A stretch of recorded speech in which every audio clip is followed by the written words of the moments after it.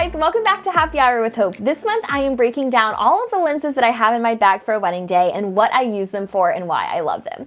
So last week we talked all about my 100mm macro lens. This week I want to talk about the newest lens that I have in my arsenal. I shared about it a little bit on Instagram and you guys had lots of questions about what I use it for, whether or not I like it, and all of that good stuff. So I wanted to break it out today and talk to you a little bit about it. This is my brand new Canon 24-70mm lens. It's the 2.8 L series version that Canon offers, and I purchased it because I saw some really good things of friends of mine talking about using it for travel because you can zoom in and out. All the other lenses we're going to talk about this month are prime lenses, which means you can't zoom in and out. They are one focal length and you have to move your feet back and forth to get in closer or get farther away from your subject. This is one of the only lenses we're going to talk about that is an actual telephoto zoom lens, which means I can stand in one place, I can zoom in and out, and I can get a lot of variety of shots in one single session.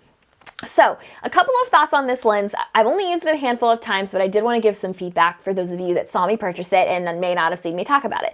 I really love the lens. I think it's really high quality. The only issue I have is that sometimes it misses focus. So I'm still getting used to that. I'm still getting used to locking the focus in correctly, and I may have to send it in to get calibrated. But I do have some issues with it locking in focus correctly. So the number one reason that I'm using this lens is for wedding receptions. I try not to use it during really important parts of the day, like the first look or the ceremony, just because of that focusing issue that I'm currently having, which might be fixed if I sent it in to get calibrated. But for right now, I try to avoid using it for anything that would really drastically affect the day if I missed focus. So instead, I use it during wedding receptions, and it's super helpful during speeches, dances, and cake cuttings, and any other special moments that are happening during that last part of the day. Because I can zoom in to get a really close-up reaction photo of somebody in the crowd, I can zoom in to get a really emotional moment of the bride and groom laughing at a speech, and I don't have to move my feet to be distracting the wedding guests at the wedding.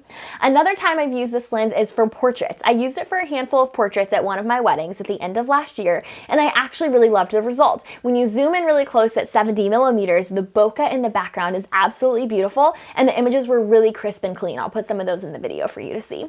And so I've loved this lens so far. Besides that little focusing issue, I think it's best used during receptions and portraits. I'm typically using this lens at 2.8 or 3.2 to ensure that I'm getting that beautiful creamy background, but still getting the entire image in focus. So I definitely recommend this lens for somebody that's looking for something versatile for traveling. It's the only lens I bring with me when I travel now, and it's definitely been awesome to have that variety with me.